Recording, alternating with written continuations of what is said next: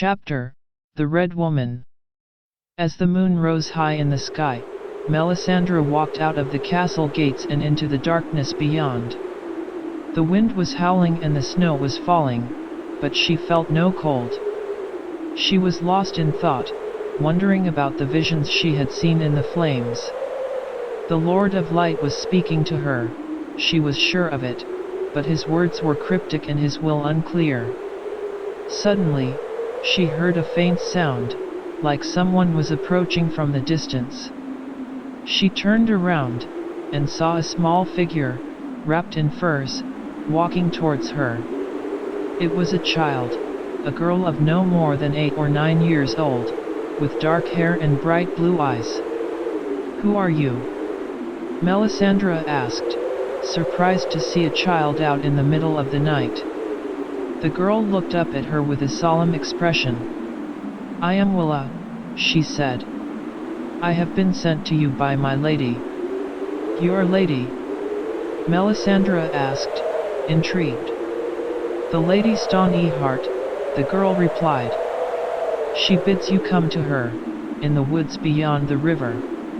Melisandre hesitated for a moment. She had heard of the Lady Stoneheart, the resurrected Catelyn Stark, who was said to be leading a group of outlaws in the Riverlands. She had not expected to encounter her here, in the far north. "Very well," Melisandre said. "Lead the way." The two of them set off through the snow-covered woods, the child leading and Melisandre following. As they walked, Melisandre began to feel a growing sense of unease. There was something unnatural about this child, something that made her skin crawl.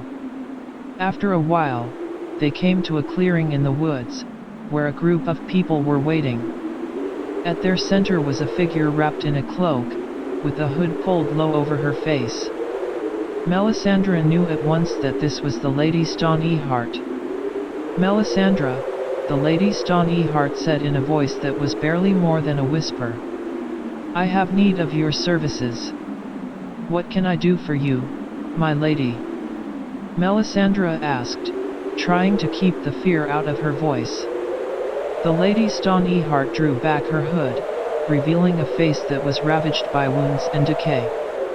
Her eyes were filled with an otherworldly fire, and Melisandre could feel the power emanating from her. "I have a task for you," the Lady Stoneheart said. "A task that only you can accomplish."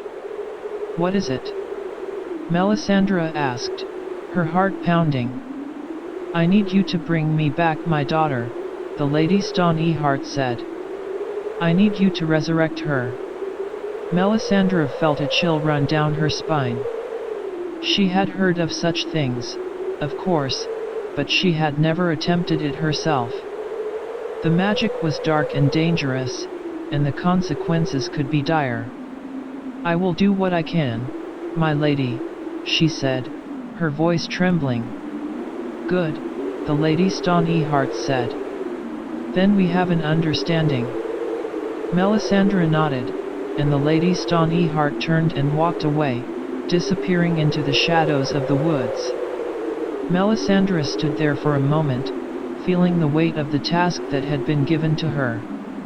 She knew that the road ahead would be perilous, but she also knew that she had no choice but to follow it. The Lord of Light had spoken, and she was his chosen servant.